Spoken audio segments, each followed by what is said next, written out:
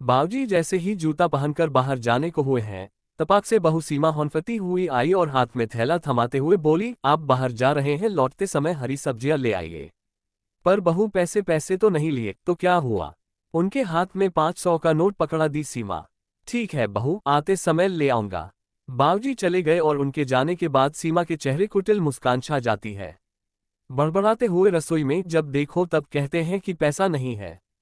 Pension को अपने aunty में दबाए रखना चाहते हैं, आते हैं ना, अपना 500 वसूल लूंगी।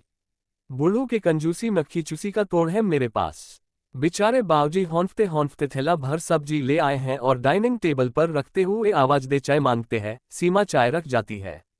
चाय देखकर बाबूजी की आंखें नम हो जाती हैं। चाय में दूध का नामोनिशान नहीं था, छर छर पानी दिख रहा है। बाबूजी चाय को वहीं वाशबेसिन में उड़ेल देते हैं।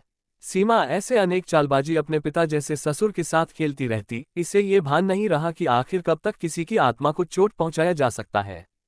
बेटा को कुछ पता नहीं है कि उसके पिता को दुख दे रही है उसी की पत्नी। घर का किराया बाबूजी ही देते थे, बिजली बिल और दूध का भी पैसा भरते थे, जब भी कुछ जरूरी खर्च आन पड़ता उसकी भी पूर्ति करते। इसके बावजूद सीमा को ससुर का खाना पीना खटकता। बाबूजी साल भर का राशन पानी में चावल दाल और आटा भी खरीदते। बेटा विजय जानता है कि उसके पिता के लिए अनाज पानी का भरा होना आवश्यक है, इसीलिए बाबूजी भंडार घर के बड़े बड़े कनस्तर में अनाज रखा करते। उनका कहना था कि घर में अनाज भरा पूरा रहना चाहिए, इससे मां लक्ष्मी का वास होता है और परिवार फलता फूलता है।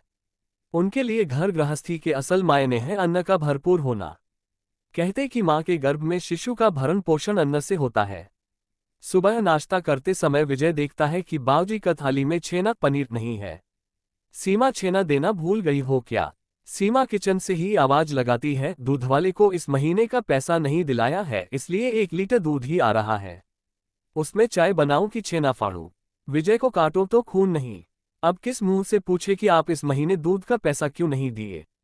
जानता था कि उसके पिता ताउम्र अपने स्वास्थ्य पर ध्यान देते आ रहे, किसी दिन मां से खाना देने में कोताही होती तो आसमान सर पर उठा लिया करते थे। आज वही बाप बेबस हो रोटी चबा रहा है।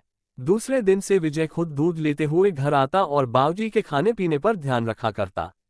सीमा ये सब देखकर मन ही मन कुढ़ती। एक दिन जली भूनी बोल पड़ी कि सारी कमाई बाबूजी पर लुटा दोगे क्या?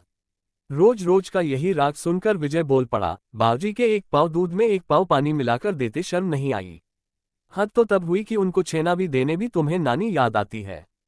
तुम्हारा तिरिया चरित्र की उम्र ढल गई प्रिय। जो तुमने किया है ना, उसका हिसाब किताब होगा।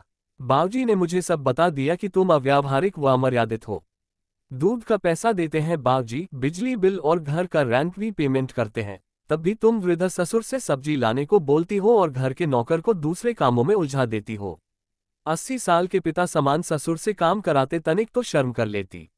अतिशय दुख देने के चक्कर में भूल गई कि तुम उनके बेटे की पत्नी हो।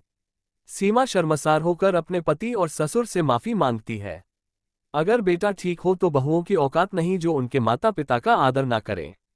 नालायक बहू के कारण नहीं, नालायक बेटों का कारण आज बड़े बड़े शहर में वृद्ध आश्रम का चलन बढ़ता जा रहा है।